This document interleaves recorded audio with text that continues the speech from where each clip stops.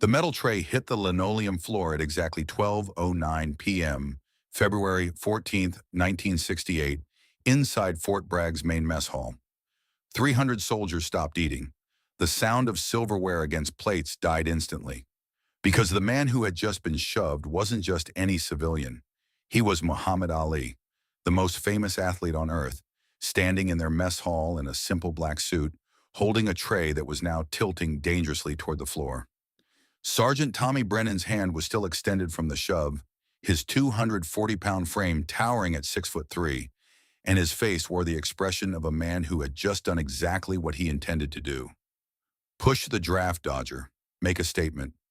Show everyone in this room that some things mattered more than fame. But Ali didn't fall.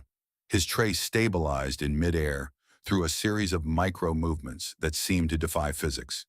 The mashed potatoes settled back into their compartment. The coffee stopped sloshing, and Ali turned slowly to face the man who had just attacked him from behind, his expression carrying no anger, no fear, just attention. "Easy, soldier," Ali said quietly, his voice somehow carrying through the silent hall. "That's government property you almost wasted." The mess hall existed in that specific military gray-green that appears nowhere in nature, fluorescent lights turning everything the color of institutional function over aesthetics.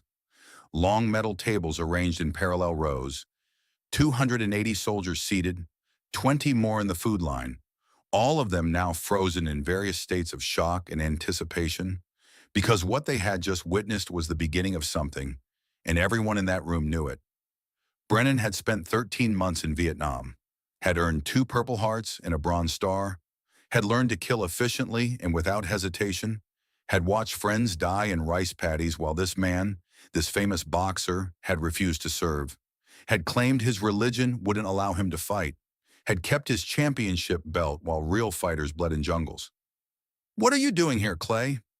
Brennan's voice carried the specific edge of someone who had replaced one man's name with another as an act of disrespect. "You refuse to fight for this country. You don't get to eat our food." Angelo Dundee stood up from a table near the back, his weathered trainer's face suddenly alert with concern. "Champ, we should go. This wasn't the deal." But Ali raised one hand slightly palmed toward Dundee, a gesture that said, "I got this." "Colonel Bradford invited me," Ali said, his tone conversational, almost gentle. "I'm here to teach, not to fight, and my name is Muhammad Ali." Brennan took a step closer, the specific aggressive encroachment into personal space that soldiers learn to recognize as a prelude to violence. "Teach what? How to dodge the draft? How to let other men die in your place while you get rich?" The words landed in the room like grenades. Some soldiers nodded, some looked uncomfortable. All of them watched. Ali set his tray down on the nearest table with deliberate care, freeing his hands. The movement was so smooth, so economical, that it registered with the more observant soldiers as significant. This was a man who understood exactly what his body could do. "I didn't dodge nothing, soldier," Ali said, and now there was steel beneath the gentleness. "I stood up for what I believe, same as you did when you went to Vietnam. Different battles, same courage." Brennan's jaw tightened. His right hand formed a fist. "You calling yourself courageous? You're a coward hiding behind a religion you probably don't even believe in." The silence that followed was absolute. 300 men held their breath. Ali stepped closer, not away, closing the distance instead of creating it. And when he spoke, his voice dropped to barely above a whisper, but somehow every person in that mess hall heard it. "Son, I got 3 seconds to give you. 3 seconds to step back and remember that the uniform you're wearing is supposed to stand for something better than this." Brennan's face flushed red. "You threatening me? You won't even fight for your country, but you'll threaten a soldier?" "I'm giving you a choice," Ali said simply. "Same choice I had. Make it count." Brennan made his choice. His right hand shot forward toward Ali's chest, a two-handed shove designed to put the famous boxer on the floor in front of everyone, designed to humiliate him the way Brennan felt Ali had humiliated every soldier who had served. What happened next took 4 seconds. Brennan's hands moved forward, full of force and intention. Ali's body shifted offline with minimal movement, just enough displacement that Brennan's hands closed on air, where Ali's chest had been a fraction of a second earlier. Brennan's momentum carried him forward, off balance now, his weight committed to a target that no longer existed. Ali's left hand, barely moving, made contact with Brennan's extended right wrist. Not grabbing, redirecting. A touch so light it seemed almost casual, but placed with such precision that it changed the vector of Brennan's forward motion by exactly the degrees necessary. Simultaneously, Ali's right leg moved, a sweep so fast it blurred, making contact with Brennan's ankle at the precise moment when all of Brennan's 240 pounds were balanced on that single point of contact with the floor. Brennan went down, not slowly, not with the stumbling recovery of someone who might catch himself. He went down the way buildings collapse when their foundation disappears. Flat on his back, the impact of his body hitting linoleum, creating a sound that echoed off the cinder block walls like a judge's gavel. 4 seconds, from attack to floor. The mess hall had been silent before. Now it achieved a different quality of silence. The silence of 300 people simultaneously recalculating everything they thought they knew about strength and skill and what Muhammad Ali was capable of. Ali looked down at Brennan, and his expression held no triumph, no mockery, just something that looked almost like sadness. "I didn't want to do that, soldier," he said quietly. "But you need to understand something. I don't hurt people who don't need hurting." The side door opened.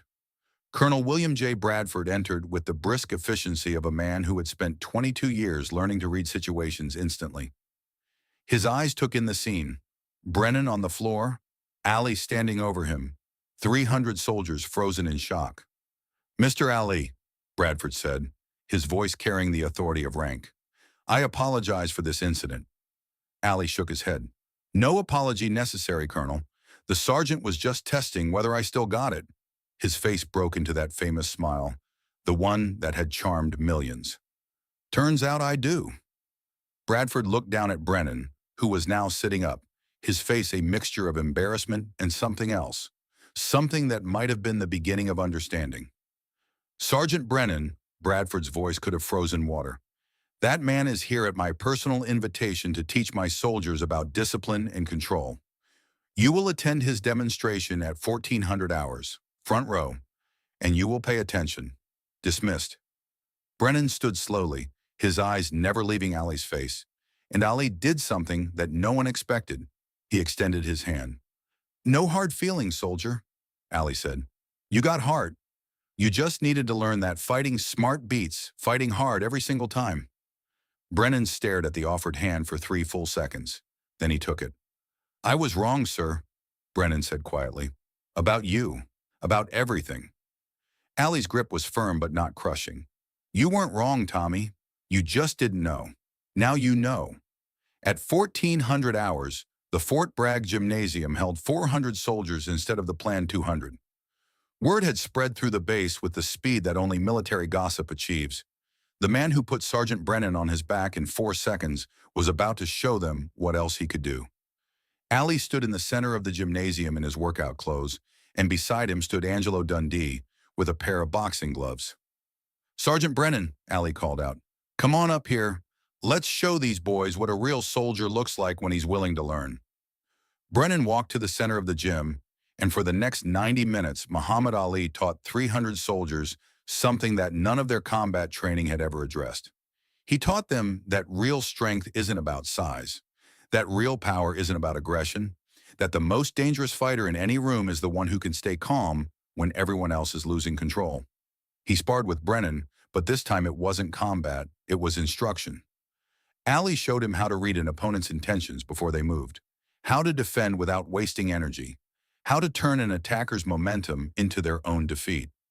"See, it's not about being the biggest or the strongest," Ali said, his voice carrying to every corner of the gymnasium. "It's about being smarter. It's about seeing what's coming before it gets there.